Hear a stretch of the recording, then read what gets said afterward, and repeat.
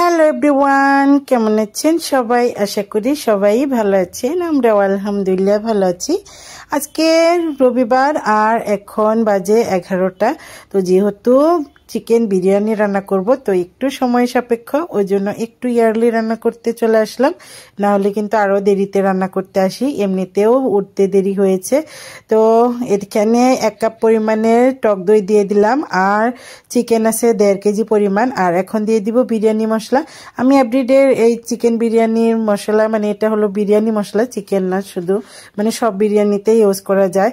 তো আমি এটা আজকে অ্যাভেলেবেল ছিল, এটাই দিলাম। আবার কখনো কখনো কিন্তু চিকেন বিরিয়ানির মশলা ওটাও দেই।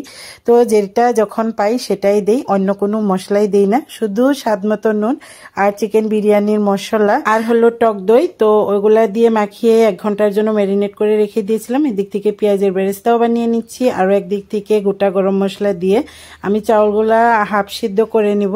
তো এখানে 1 কেজি পরিমাণের চাউল নিয়ে নিয়েছি। তো এখানে সবকিছু দিয়ে তারপরে, মানে সবকিছু বলতে আমি আগেই কিন্তু কোনো মানে তেল দিব না, এখানে শুধু গোটা গরম মশলা দিয়ে তারপরে এই চাউলগুলা মানে সিদ্ধ করে নিব, হাফ সিদ্ধ। এদিক থেকে দেখুন আমার চিকেন বিরিয়ানির জন্য যেটা পেঁয়াজের বেরেস্তা বানাচ্ছিলাম ওটাও হয়ে গিয়েছে। তো আমি একটা প্লেটের মধ্যে এখন ওটাও বেড়ে নিব। খুবই সুন্দর একটা কালার চলে আসছে। তো আমি কিন্তু খুব সুন্দর করেই মানে ওই বেরেস্তাটা বানিয়ে রেখে দিলাম, ওটা একটু পরেই মুচমুচে হয়ে যাবে। তারপরে অন্য একটা কড়াইয়ের মধ্যে আমি দিয়ে দিলাম পেঁয়াজ, তারপরে রসুন। তো একসাথে দিয়ে ভালো করে মানে এখানে ভেজে নিচ্ছি, মানে ওই চিকেন যেটা ম্যারিনেট করে রেখে দিয়েছিলাম ওটা এখন রান্না করে নিতে হবে। তো এখানে একটু আদার গুঁড়া দিয়ে দিলাম, আদার পেস্ট ছিল না ওই জন্য।